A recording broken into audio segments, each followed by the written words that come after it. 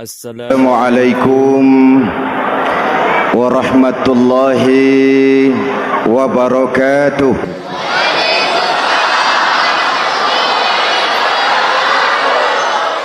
Alhamdulillahi wahdah, sadaqa wa'dah wa nasara 'abdah, wassalatu wassalamu ala man la nabiyya ba'dah, Sayyidina Muhammad ibn Abdullah wa ala alihi wa sahbihi wa mawalah, amma ba'du. Saudara-saudara kaum muslimin yang saya cintai, perjalanan waktu telah mengantarkan kita memasuki Ramadan. Kata orang, jauh berjalan banyak dilihat, dan pengalaman adalah guru yang paling bijaksana. Kalau ibadah Ramadan kita berhasil, maka kita yang malam ini pasti bukan kita sebulan yang lalu. Kita yang malam ini adalah kita yang telah ditempa, digojlok, digembleng oleh kawah candra di mukanya Ramadan. Dan setelah perjalanan panjang, perjuangan mengendalikan diri dan menahan nafsu, kita akan merayakan Idul Fitri. Apa yang harus kita laksanakan? Malam ini saya ingin sampaikan ayat 186 surah Al-Baqarah, di mana Allah menuntun kita. Pertama, walitukmilul iddata, hendaknya engkau sempurnakan jumlah bilangan hari puasamu. Puasa sebulan penuh, bisa 29, bisa 30 hari. Yang bisa ru'yat, punya persyaratan mampu ru'yat, silahkan ru'yat. Yang tidak mampu, ikut yang aman saja, dengerin pengumuman pemerintah, cari amannya saja. Sempurnakan jumlah bilangan hari puasamu. Sebab apa? Puasa itu macam-macam. Ada yang puasa model beduk,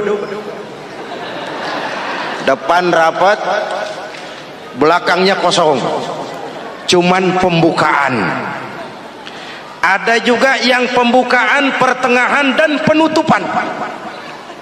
Ada juga yang penutupan saja, mau dapat Lailatul Qadar.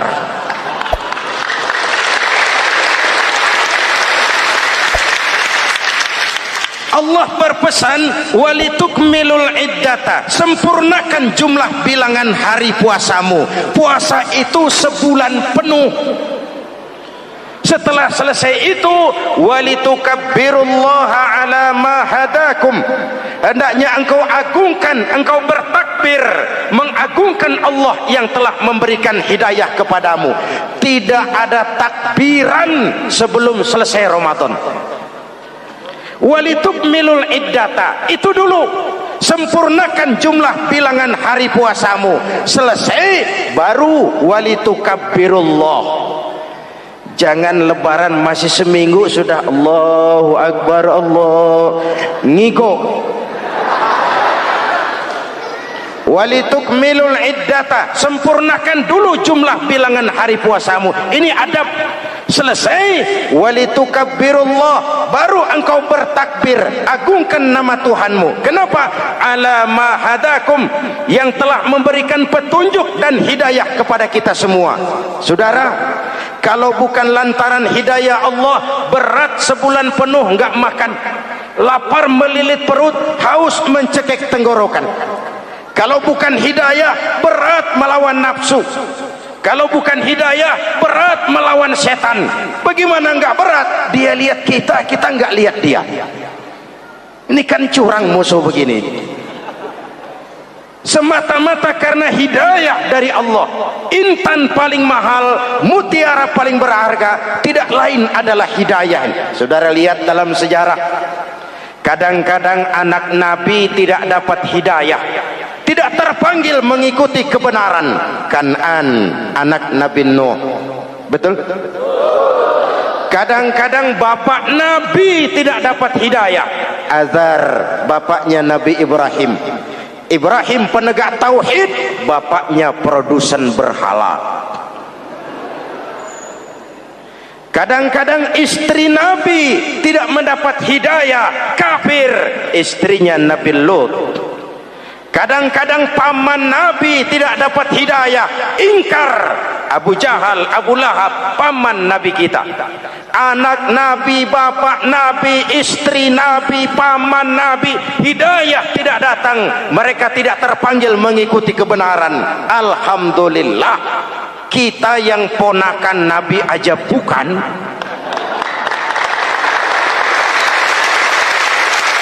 kita diberikan hidayah. Dengan bekal hidayah itulah kita masuki nuansa Ramadan, berjuang melawan nafsu, membina takwa, melatih ridha, dengan lapar melilit perut, dengan haus mencekik tenggorokan. Allahumma lakasumtu, Tuhan, untuk Engkau saya laksanakan ibadah ini. Oleh karena itu, jaga hidayah ini baik-baik, karena dia merupakan intan paling mahal, mutiara paling berharga dalam kehidupan kita. Diberikan kita kedudukan yang tinggi, alhamdulillah. Diberikan kita harta yang banyak, alhamdulillah. Tapi itu semua belum ada artinya ketimbang yang bernama hidayah. Maka hidayah inilah yang harus kita jaga baik-baik. Hidayah inilah yang harus kita pelihara. Kita bertakbir kepada Allah, mengagungkan nama Allah yang telah memberikan hidayah kepada kita. Kalau tidak lantaran hidayah, berat melaksanakan ibadah puasa sebulan suntuk.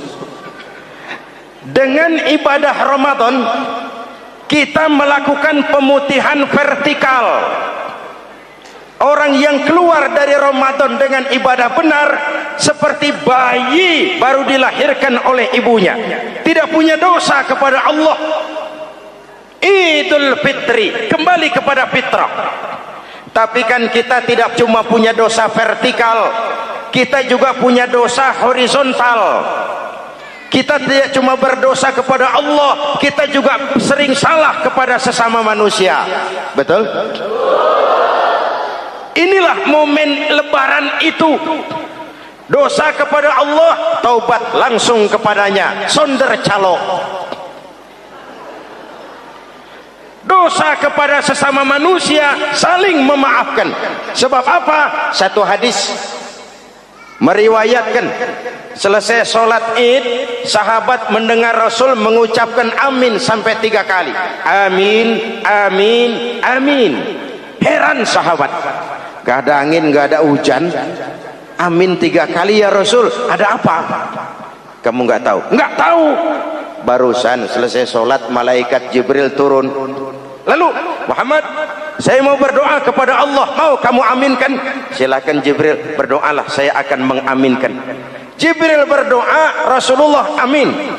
Doanya 3 macam permohonan, Nabi 3 kali mengucapkan amin. Kalau malaikat Jibril yang doa, Nabi yang mengaminkan. Kalau bahasa Inggris, ilokan. Ilokan nih doa meleset. Apa iya? Ma iya? Apa doanya?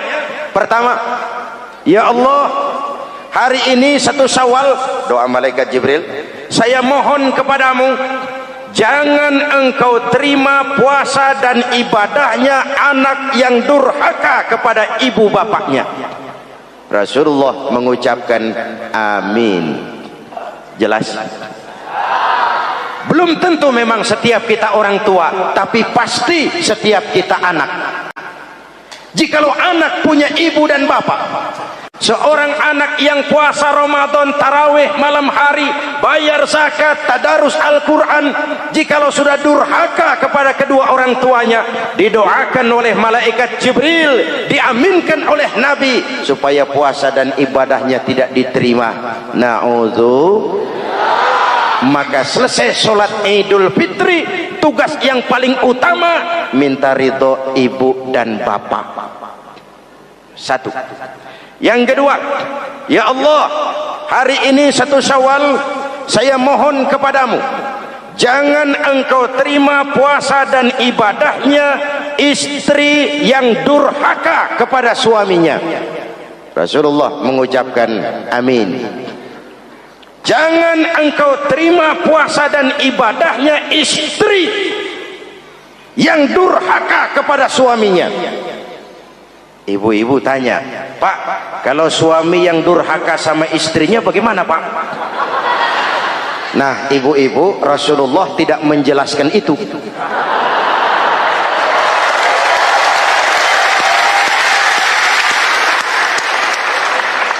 Ya bukannya mau menang sendiri, memang hadisnya nggak sampai ke situ. Cuma nanti di akhirat yang akan disidang habis-habisan, dimintai pertanggungan jawab tentang rumah tangganya adalah suami, bukan istri. Nah, istri itu swarga manut, neraka katut.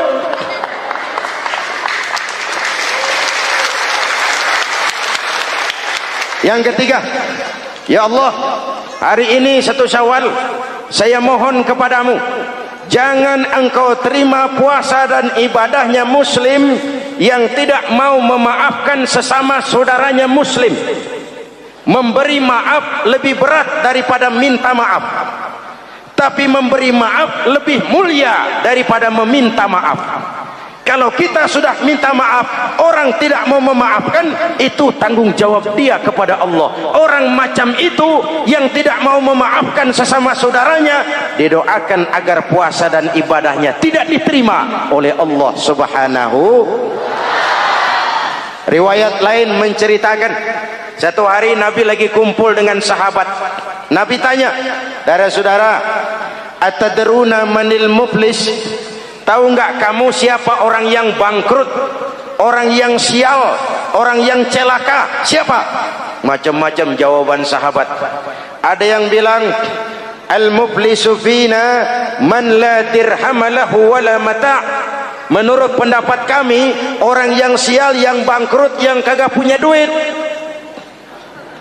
Apalagi mau lebaran kayak begini, bangkrut bener, Bang. Kadang-kadang yang habis belanja pulang bukan langsung ke rumahnya, ngeneng-ngeneng di depan tetangganya, manas-manasin orang. Hadirin yang saya hormati, semua diukur dengan kacamata materi. Apa jawab Nabi? Bukan. Orang bangkrut bukan yang nggak punya duit. Orang bangkrut itu orang yang nanti di hari kiamat datang menghadap Allah dengan membawa pahala solat, pahala zakat, pahala puasa, karena di dunia rajin ibadah.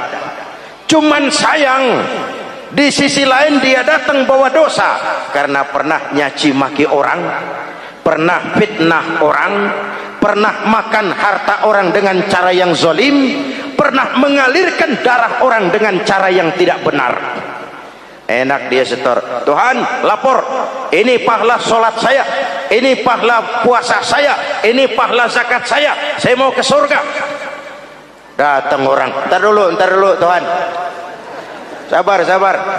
Ini orang memang di dunia rajin puasa, tapi saya pernah dicaci maki, lidahnya kotor, omongannya tajam, hancur hati saya oleh ucapannya. Panggil sini, Mas. Benar ini orang pernah kamu caci maki, kamu lontarkan kata-kata pedih dan kotor, kasar? Iya. Siniin pahala sholatmu, kasihin orang yang kau caci maki, kasihin. Selesai. Berangkat lagi, datang lagi orang. Sebentar Tuhan, dia memang di dunia bayar zakat, tapi dia pernah makan harta orang dengan cara yang zalim, makan harta yatim. Jadi pengurus yatimnya lapar, pengurusnya yang pada kenyang.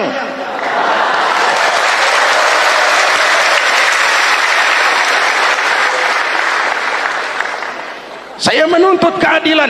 Benar. Siniin pahala zakatmu, kasih orang yang kau makan hartanya. Kalau kebaikannya habis, yang nagih datang terus, apa yang terjadi? Dosa orang yang dia sakiti diambil, diberikan kepada dia. Bangkrut nggak? Pahala dipretelin, dosa dikasih. Modal boros, tagihan utang datang terus. Bangkrut bin bangpak alias sial dangkalan. Tahu sial dangkalan? Itu namanya udah jatuh ketiban ember. Jatuhnya sakit, ketiban embernya bonyok. Kita tidak ingin jadi manusia yang rugi dan bangkrut. Karena itu, jikalau ibadah Ramadan memperbaiki hubungan kita kepada Allah, maka Idul Fitri dengan silaturahmi lebarannya memperbaiki hubungan antar sesama manusia, agar kita jangan termasuk golongan orang-orang yang bangkrut. Karena cuma baik hubungannya kepada Allah, tapi tidak baik hubungannya dengan sesama manusia.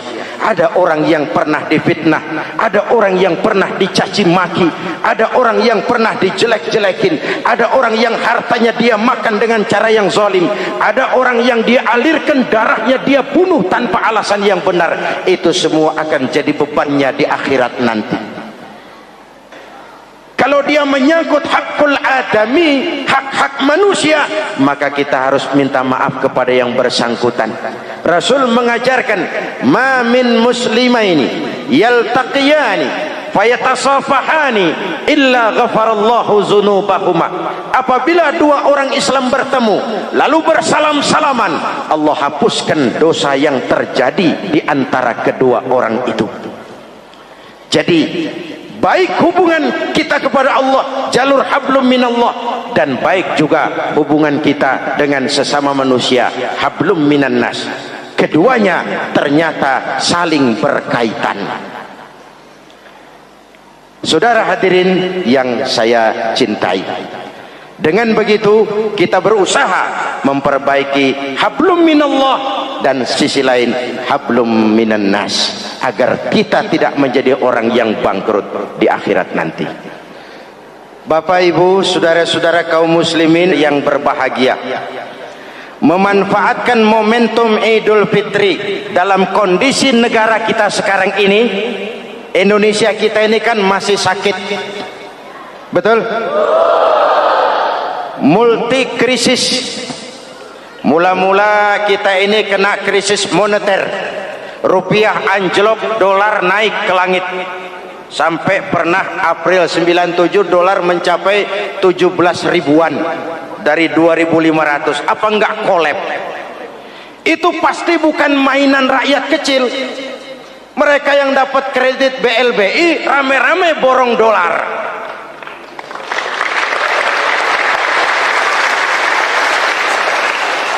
Kita mah bocah kampung boro-boro borong dolar, ngeliat juga tumben. Akibat krisis moneter muncul yang lebih makro, krisis ekonomi. Perusahaan besar ambruk, konglomerat terpuruk, PHK di mana-mana, pengangguran meningkat, kriminal meningkat. Seiring dengan itu muncul yang lebih parah, krisis kepercayaan.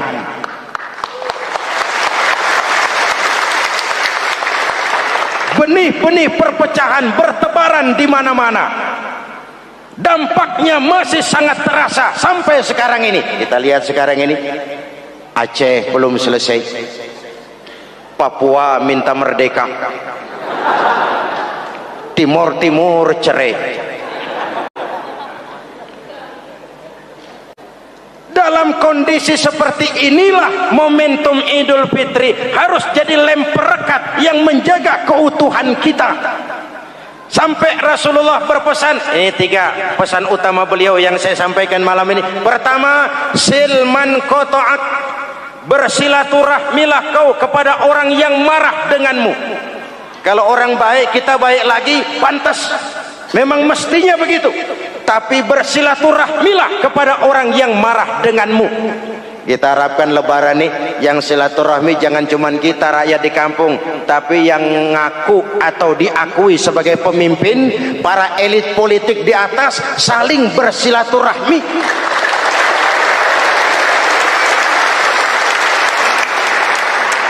Kalau mereka rukun di atas, kita di bawah ngelihatnya enak. Betul? Tidak ada orang akan di atas kalau tidak disokong dari bawah. Kita ini seperti rumah, walaupun genteng di atas, nggak boleh genteng ngomong seenaknya. Genteng ngomong sama tiang, saudara tiang, kamu enak, saya setengah mati. Hujan kehujanan, panas kepanasan. Kadang-kadang anak-anak nakal saya disambitin. Kata genteng. Yang jadi tiang ngomong, teng. Kata tiang, ngomong jangan sembarangan, teng. Kamu kira kamu bisa nongkrong di atas, itu gara-gara siapa, teng? Kan saya sokong dari bawah, kata tiang. Kalau saya miring, kamu ambruk, teng. Kamu jadi pejabat tinggi, kamu jadi anggota DPR, kamu jadi anggota MPR, kami rakyat yang angkat.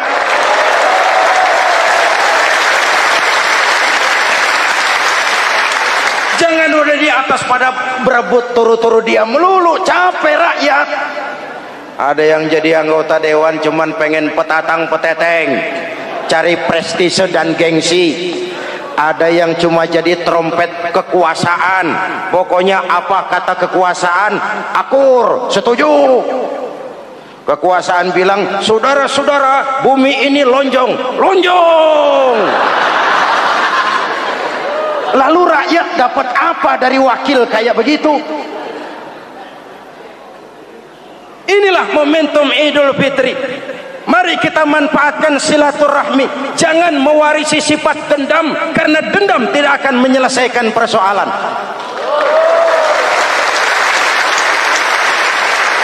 Ini ada warisan sejarah yang nggak sehat. Di zaman Bung Karno, sampai Bung Karno jadi presiden seumur hidup, Bung Karno dikenal sebagai tokoh revolusioner.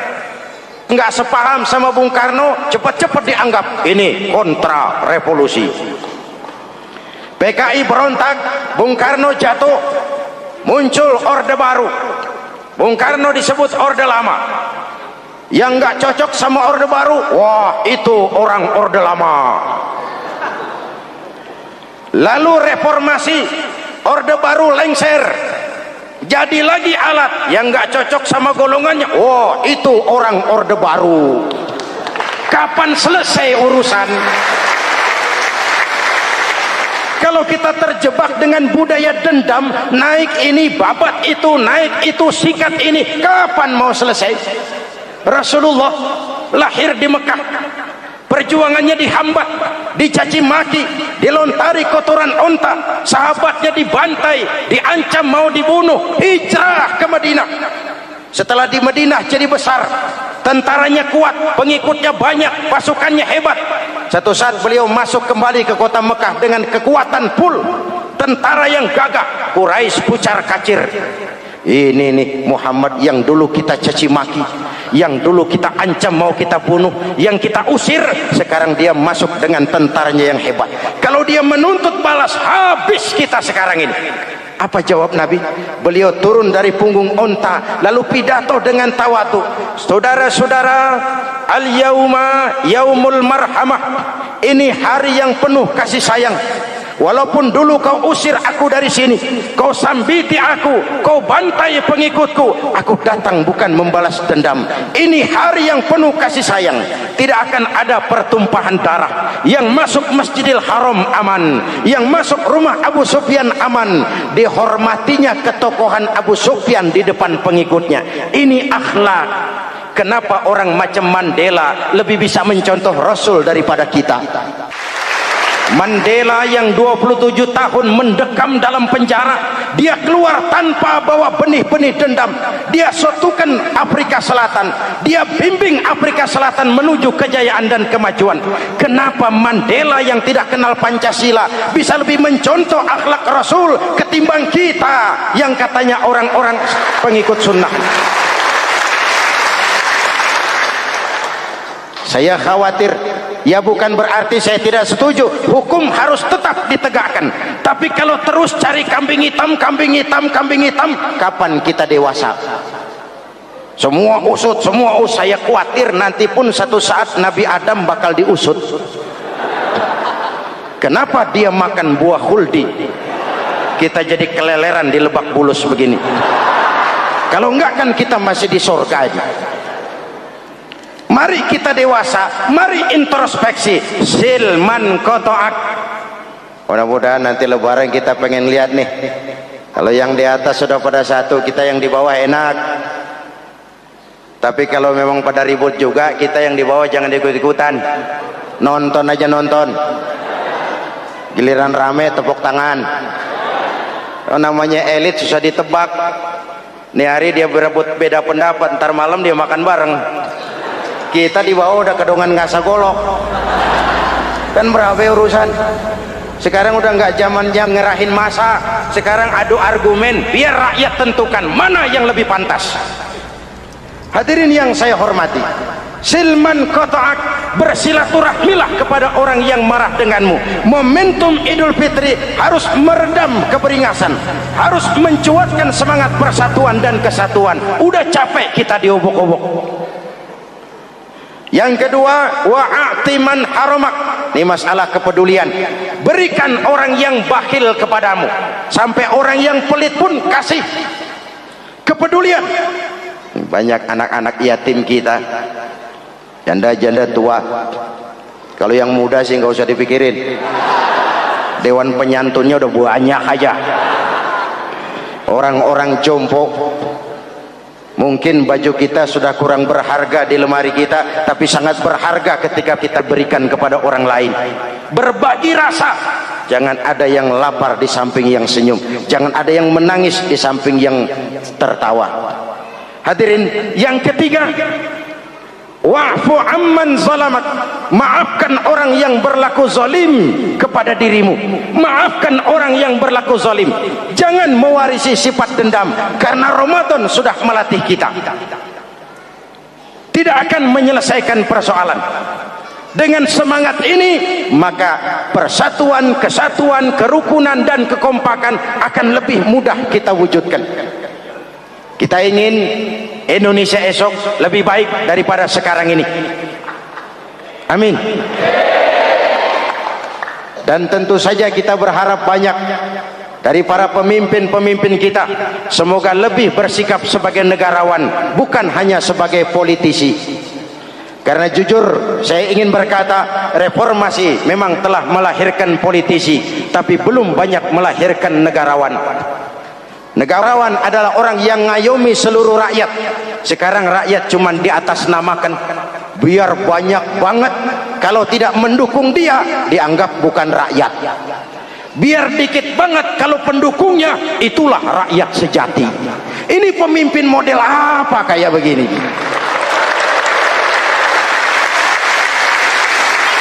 Ini kan mengkamuflase rakyat namanya. Oleh karena itu, mari sama-sama kita baca Fatihah. Kita niat, mudah-mudahan suasana sesudah Ramadan benar-benar kondusif, agar kita bangsa ini bisa keluar dari kesulitan besar yang kita hadapi sekarang ini.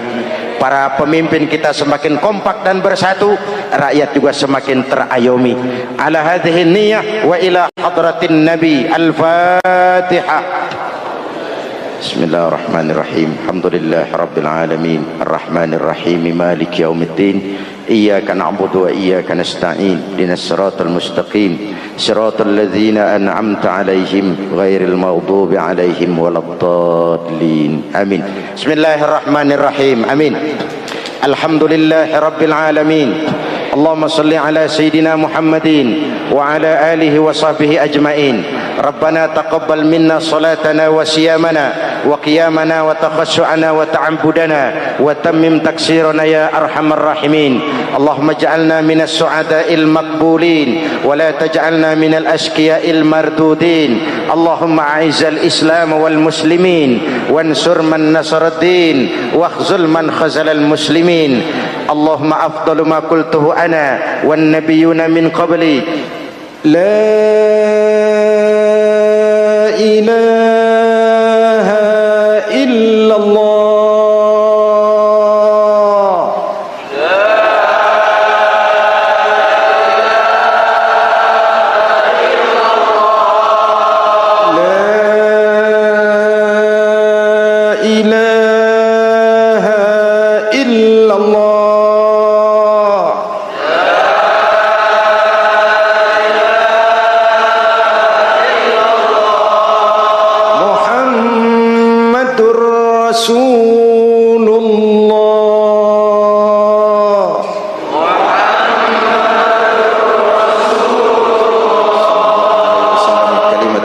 عليها نحيا وعليها نموت وعليها نبعث إن شاء الله من الآمنين برحمتك يا أرحم الراحمين.